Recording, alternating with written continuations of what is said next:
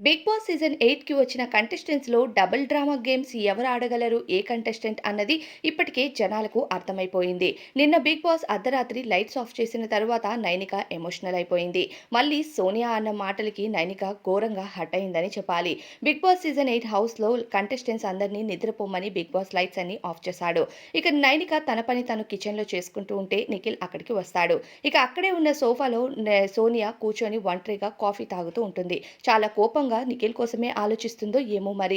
ఇక నిఖిల్, నైనిక ఇద్దరు కలిసి బెడ్‌రూమ్ వైపు వెళ్తే ఇక అక్కడే Nagamanikanta Nabeel second week nominations కోసం మాట్లాడుకుంటూ ఉంటారు. ఇక ఒంటరిగా కాఫీ తాగి తిరిగి సోనియా అక్కడికి వస్తుంది.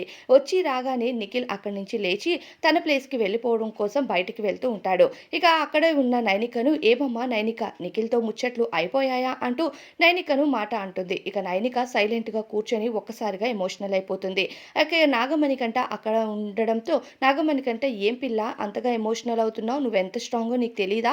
నాకైతే బాగా తెలుసు. నువ్వు చాలా స్ట్రాంగ్ అంటే నేను స్ట్రాంగ్ కాదు. నేను ఉండలేకపోతున్నాను. ఇంటికి వెళ్ళిపోతాను" అంటూ ఎమోషనల్ అవుతూ ఉంటే సోనియా మళ్ళీ డ్రామాలు స్టార్ట్ చేస్తుంది. "నేను నిన్ను ఏం అనలేదు కదా! నువ్వు నేనన్న మాటకి ఎమోషనల్ అవుతున్నావా ఏంటి?"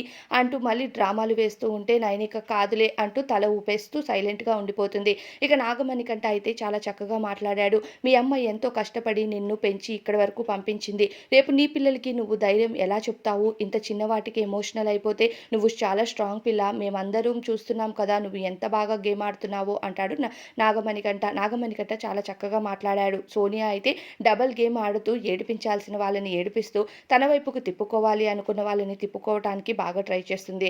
నైనికనైతే ఇండైరెక్ట్‌గా ఆమె అన్న మాటలకే నైనిక ఎమోషనల్ అయిందని లైవ్ చూసిన ప్రతి ఒక్కరికి అర్థమైంది. అయితే నిన్న అర్ధరాత్రి 11 తర్వాత లైవ్‌లో ఇదంతా జరిగింది. నైనిక ఎమోషనల్ అవ్వటం అనేది చూసే వాళ్ళకి కాస్త బాధగానే ఉంటుంది. దీనిపైన అభిప్రాయం కామెంట్స్